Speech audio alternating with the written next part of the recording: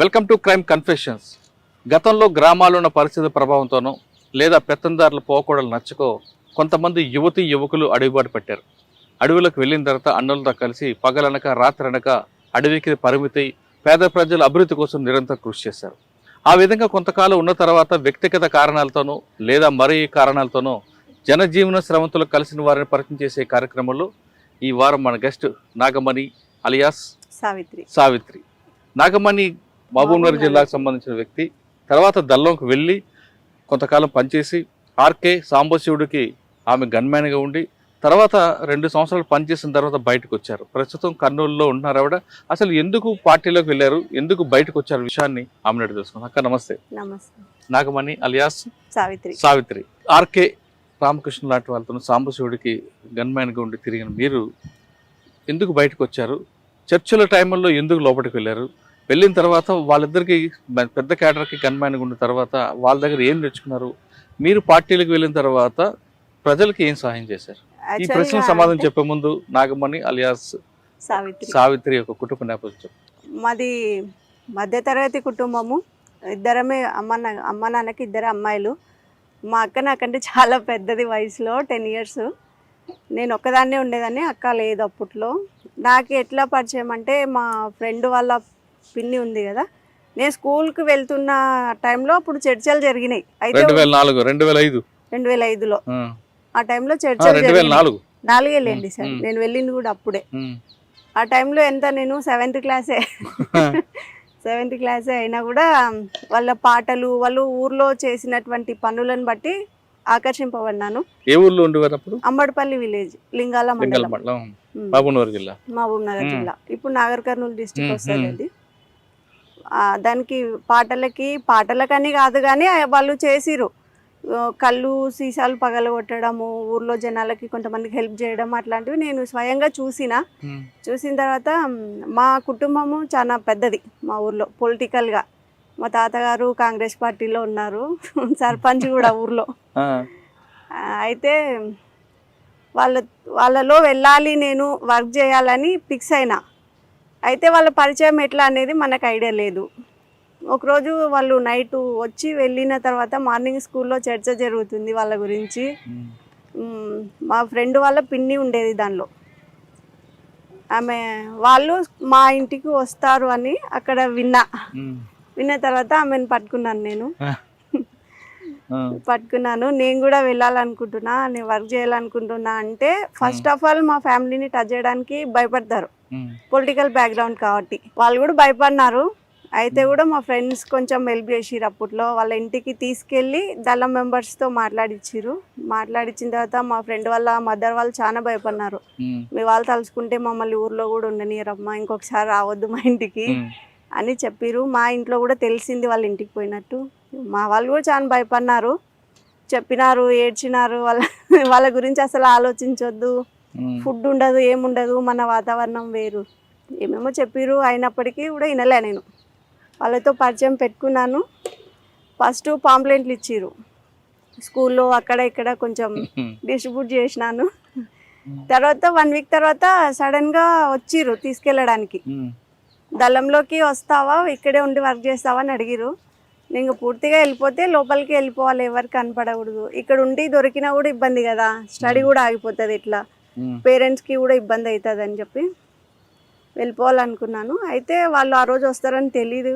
మామూలుగానే స్కూల్కి వెళ్ళినా, ఇంటర్వెల్ టైం ఉంటుంది కదా, అప్పుడు మా స్కూల్ పక్కనే వేరే వాళ్ళ ఇంట్లో వాళ్ళు ఉన్నారు. మా ఫ్రెండ్స్ అక్కడికి చెప్పాలా వద్దా అని ఆలోచించి చెప్పినారు.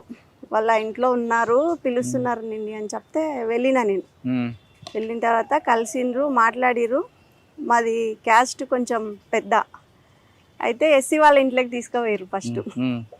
నేను వాళ్ళలో సెట్ అవుతానా లేదా అని చూడడానికి తీసుకుపోయి వాటర్ ఇచ్చిర్రు. పర్లేదు తీసుకున్నాను. ఇంకా నుంచి అట్లనే తీసుకెళ్ళిరు. స్కూల్ యూనిఫామ్లోనే, అన్ని బుక్కులన్నీ స్కూల్లోనే పెట్టి యూనిఫామ్లోనే వెళ్ళిపోయినాను నేను. తర్వాత 2 రోజులు సెర్చ్ చేసిర్రు మా వాళ్ళు. స్కూల్ యూనిఫామ్లోనే. అప్పుడు మా కమాండర్ వచ్చేసి సుగుణ అని లేడీనే, ప్రకాశం డిస్టిక్ వాళ్ళది. ఆమె అప్పుడు ఏదో హెల్త్ ప్రాబ్లం వల్ల బయటికి వెళ్ళి ఆ టైంలో వచ్చినారు.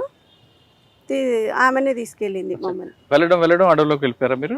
వెళ్ళడము దళంలో ఫస్ట్ లోకల్ దళంలో వేసినాము, తెలకపల్లి దళం అని. దానిలో వేసినాము. దానిలో 2 మెంబర్స్, మా కమాండర్, ముగ్గురమే ఉండేవాళ్ళం. ఏం లేదు సార్, దానిలో ఊర్లలో మీటింగ్స్ కండక్ట్ చేయడము, విప్లవం గురించి వాళ్ళకి అవగాహన కల్పించడం, భూ పోరాటాలు చేసినాము, కళ్ళు సారా ధ్వంసం చేయడము, కొంచెం లేని వాళ్ళకి భూములలో ఎర్ర జెండాలు వాతడము, ఇయ్యడము, అట్లాంటివి చేసినాము. కేసులు కూడా బాగానే అయినాయి అప్పట్లో. అయితే మైనర్ అయినందుకు ఇప్పుడైతే నా మీద ఏం లేవు. అప్పుడు నేను మైనర్ కదా, సరెండర్ అయినప్పుడు కూడా మైనర్నే. ఎంతకాలం చేసావు అక్కడ? 2 సంవత్సరాలు చేసి. బయట ఎంతకాలం? బయట అతి తక్కువ కాలం, 1 మంత్ 2 మంతే ఉన్నాను. అప్పటికి నేను బాగా ఫోకస్ అయినాను. చిన్న ఏజ్ లో వెళ్ళినా కాబట్టి కొంచెం ఎప్పుడు గుర్తు రాలేదా? రాలేదు సార్.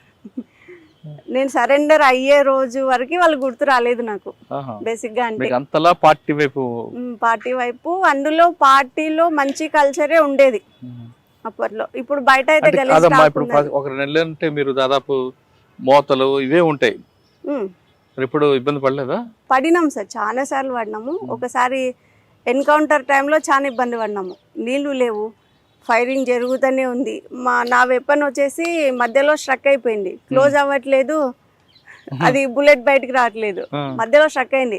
ఆ వెపన్ పట్టుకొని సుమారు అంటే 10 కిలోమీటర్లు వెళ్ళిపోయినాము. నడవడానికి కూడా శక్తి లేదు. ఆర్కే నా పక్కనే ఉన్నారు. నేను ఆయన గన్మెన్ కాదు, కానీ నేను సరెండర్ అయిన తర్వాత గన్మెన్ అని పోలీసు వాళ్ళు విడదీచ్చేసినారు. ఆయనతో పాటు ఉన్నాను కాబట్టి. నెల రోజులు బయట ఉన్న తర్వాత లోపలికి ఇప్పుడు వెళ్ళా పూర్తిగా దళంలో నుంచి లోపలికి అడవిలోకి ఎప్పుడు వెళ్ళిపోయినాను అంటారు. అదే 2 months లోనే ఎన్కౌంటర్ అయింది సార్. తుమ్మల్పెంట అనేసి ఊరుంది విలేజ్ లో, అక్కడ ఎన్కౌంటర్ జరిగింది. ఎన్కౌంటర్ లో పోలీసులకి పట్టుబడినాను. అయితే సివిల్లో డ్రెస్ లో ఉన్నాను, యూనిఫామ్ ఉండదు కదా మనకి లోకల్లో ఉంటే. సివిల్ డ్రెస్ ఉండదు, వెపన్ ఉంది. అయితే వెపన్ వాళ్ళు పక్కకు నిలబెట్టారు, చిన్నపిల్లని అనుకొని పట్టుకొని పక్కన నిలబెట్టేసినారు. ఇంకా మా వాళ్ళు వెళ్ళిపోయినారు, మిగతా వాళ్ళు. అమ్మాయి దొరికింది, ఇంకా చనిపోయింది లేదు, హోప్ పెట్టుకొని ఏడవడం అంతా అయిపోయింది ఇంకా వాళ్ళది. అయితే మనం విడిపోయే ముందే ఎన్కౌంటర్ అవుతుంది అని మనకు ఐడియా ఉన్నప్పుడే కలుసుకోవడానికి ప్లేస్ చెప్పుకుంటాం ఫస్ట్. ఆ ప్లేస్ను కూడా నాకు తెలీదు ఆ ఏజ్లో. ఆ రోజంతా ఫైరింగ్ జరిగిన దగ్గరే ఉన్నాను నేను. అక్కడ నుంచి కొంచెం పక్కకు వచ్చేస్తాను, ఊర్లో కాపలాదారులు ఉంటారు కదా సార్, వాళ్ళ ఇంటికి వెళ్ళిన. వాళ్ళ ఇంటికి వెళ్తే వాళ్ళే కాపాడిరు. నైట్ అంతా వాళ్ళ దగ్గరే పెట్టుకొని మార్నింగ్ తెల్లవారుజామున ఎవరు లేయక ముందుకే తీసుకెళ్ళి పక్క ఊర్లో వదిలేసి వచ్చిర్రు. అక్కడ నుంచి మళ్ళీ మేము దళాన్ని కలుసుకోవడం జరిగింది.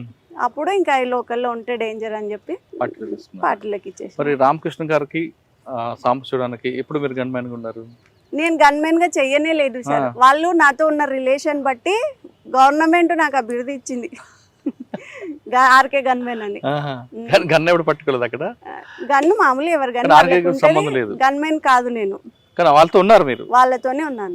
ఇద్దరితో పని చేస్తున్నప్పుడు ఏం నేర్చుకున్నారు మీరు? సాంబశివుడు అయితే చాలా మంచి మనిషి అసలుకి. ఆయనను లాస్ట్ మూమెంట్లో కూడా చూడలేకపోయినాము. అయితే చాలా నేర్చుకున్నాను ఆయనను చూసి. ఆయన ఎప్పుడు అంటుండేటోడు, చిన్నపిల్లలు దళంలో ఉండకూడదు, ఇంటికి వెళ్ళిపోవాలా అంటే వెళ్ళిపోవాలని కాదు, కానీ అది ఉన్న మా ఫ్రెండ్షిప్ కొద్దీ అట్లా సతాయిస్తుండేటోడు అనమాట. రామకృష్ణ గారు అయితే ఇంకా ఆయన అన్నం తినిపించడం కూడా చేసినాడు ఆఖరికి. సాంబశివుడు ఒకానొక టైంలో నాకు హెల్త్ బాగాలేక పూర్తిగా నేను 2 అడుగులు కూడా నడవలేని స్థితిలో ఉన్నాను. అప్పుడు కూడా ఆయన భుజాల మీద ఎక్కించుకొని తీసుకెళ్ళిండు. అంతా ఆల్మోస్ట్ వాళ్ళంతా పెద్దవాళ్ళే కాబట్టి అప్పుడు నాకు తల్లిదండ్రి లేని లోటు తెలియలేదు. వాళ్ళంతా అట్లనే చూసుకున్నారు. వాళ్ళిద్దరుతో మీకు బాగా సాన్నిధ్యం ఉంది కదా, ఒక అన్నదమ్ముళ్ళగా, ఒక అమ్మ నాన్న అన్ని వాళ్ళని వాళ్ళిద్దరు చనిపోయినప్పుడు మీకు ఎంత బాధపడింది? సాంబశివుడు చనిపోయినప్పటికీ నేను బయటే ఉన్నాను సార్. వాళ్ళని చూసే పొజిషన్ నాకు లేదు. ఆర్కే చనిపోయినప్పుడు కూడా లేదు, కానీ చాలా బాధపడినాను.